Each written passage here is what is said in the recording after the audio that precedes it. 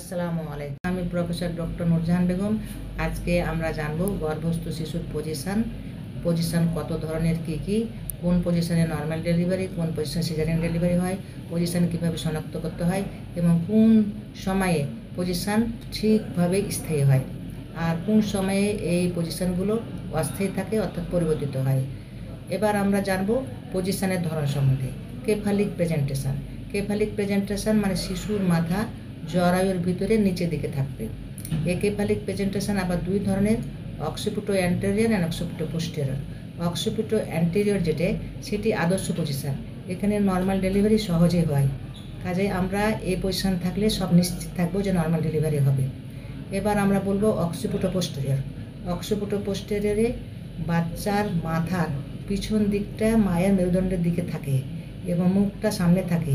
এখানেও কিন্তু normal delivery সম্ভব, যদিও এটি কঠিন হয়ে থাকে এবং প্রসব বেদনা প্রলম্বিত হয়। কোনো সময় ফরসেপ অথবা ভেন্ট্রোসের সহায়তায় নর্মাল ডেলিভারি করতে হয়। যদি ফরসেপ ডেলিভারি করা সম্ভব না হয় তবে আলটিমেটলি কিন্তু সিজারিয়ান সেকশন করে ডেলিভারি করা হয়।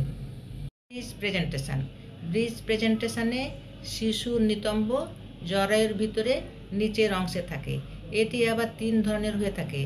এক ধরনেরটি পা উপরের দিকে থাকে মাথার কাছাকাছি, আরেকটি হাঁটু ভাঁজ করে থাকে, 3 নাম্বারটি হচ্ছে একটি পা অথবা দুইটি পা জরায়ুর নিচের দিকে থাকে। এখন ব্রিজ পজিশনে কিন্তু সাধারণত নর্মাল ডেলিভারি হওয়ার রিস্কি, সেই জন্য আমরা সিজারিয়ান সেকশন করে থাকি। এবার আমরা বলবো সোলজার প্রেজেন্টেশন অথবা ট্রান্সভার্স লাই। এই ট্রান্সভার্স লাইকে আড়াআড়ি পজিশনও বলা হয়। এই ট্রান্সভার্স পজিশনে বাচ্চার সোলজার বা কাঁধ এবং কাঁধের অংশ নিচের দিকে বার্থ ক্যানালে জন্মনালীতে চলে যেতে চাই। এই চলে যাওয়ার অবস্থায় কিন্তু দেখা যায় যে বাচ্চার মাথা একদিকে এবং পা একদিকে থাকে। এই পজিশনে সাধারণত বাচ্চা নর্মাল ডেলিভারি হয় না, সেই জন্য আমরা আগে থেকেই পজিশন শনাক্ত করতে পারলে সিজারিয়ান সেকশন করি। অবলিক প্রেজেন্টেশনে বাচ্চা তির্যকভাবে থাকে অর্থাৎ কাত হয়ে থাকে, মাথা যদিও নিচে থাকে। এই পজিশনেও কিন্তু অনেক সময় নর্মাল বা সোজাসুজি পজিশনে বেবি আসতে পারে। যদি সোজাসুজি পজিশনে না আসে তবে আমরা সিজার করে থাকি। ফেস প্রেজেন্টেশন, এখানে বাচ্চার মুখটা জরায়ুর নিচের দিকে থাকবে এবং ডেলিভারি হওয়ার সময়তেও যদি জরায়ুর মুখ খোলে তাহলে বোঝা যাবে যে মুখটি দেখা যাচ্ছে। ব্রাউ প্রেজেন্টেশন, ব্রাউ মানে কপালের কাছাকাছি, তাহলে কপালের অংশ আমরা দেখতে পাবো। এখানেও নর্মাল ডেলিভারি সম্ভব না, এখানেও আমরা সিজারিয়ান সেকশন করে থাকি। এবার বলবো কম্পাউন্ড প্রেজেন্টেশন মানে একের অধিক শিশুর অংশ জরায়ুর নিচের দিকে থাকে, এখানে সরাসরি সিজার করা হয়। এখন আমরা জানবো কি পদ্ধতিতে আমরা এই পজিশনগুলো শনাক্ত করতে পারি। 3টি পদ্ধতি আছে। একটি হচ্ছে ফান্ডাল প্যালপেশনে চিকিৎসক অথবা প্রশিক্ষণপ্রাপ্ত ধাত্রী পেটের উপরে হাত দিয়ে, বিশেষ করে যেখানে জরায়ুর ফান্ডাস থাকে সেখানে হাত দিয়ে বাচ্চার অবস্থান অনুধাবন করতে পারেন। এটি অনেক সময় ভুলও হতে পারে। সবচেয়ে ভালো পদ্ধতি হচ্ছে আল্ট্রাসোনোগ্রাফ অফ দি লোয়ার অ্যাবডোমেন। এইখানে বাচ্চার প্রতিটি অংশ দেখা যায় এবং কোন অংশ জরায়ুর নিচে আসে সেটি সঠিকভাবে শনাক্ত করা যায়। এটিকে নিশ্চিত উপায়, কাজে এই আল্ট্রাসোনোগ্রামটার উপর ভরসা করেই আমরা রোগীর নর্মাল ডেলিভারি বা সিজার ডেলিভারি হবে কিনা সেটা বুঝবো। 3য় নাম্বার পদ্ধতি রয়েছে ডপলার বা স্টেথোস্কোপ দিয়ে বেবির হৃদস্পন্দনে অবজারভেশন করা হয়। অবজারভেশন অনুযায়ী বাচ্চার মুখ কোন দিকে আছে সেটি বোঝা যায়।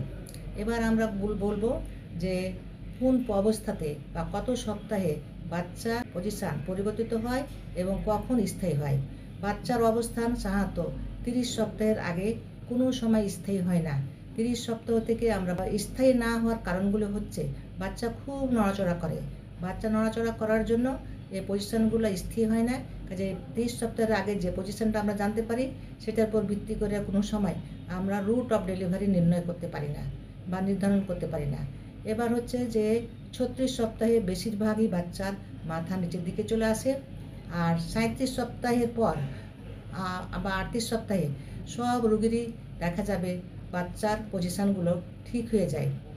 এখন যারা বাচ্চার পজিশন কিন্তু 38 সপ্তাহে স্থায়ী হয়, অনেক সময় দেখা যায় তার প্রসব বেদনা শুরু হলে এই পজিশন স্থায়ী হতে পারে।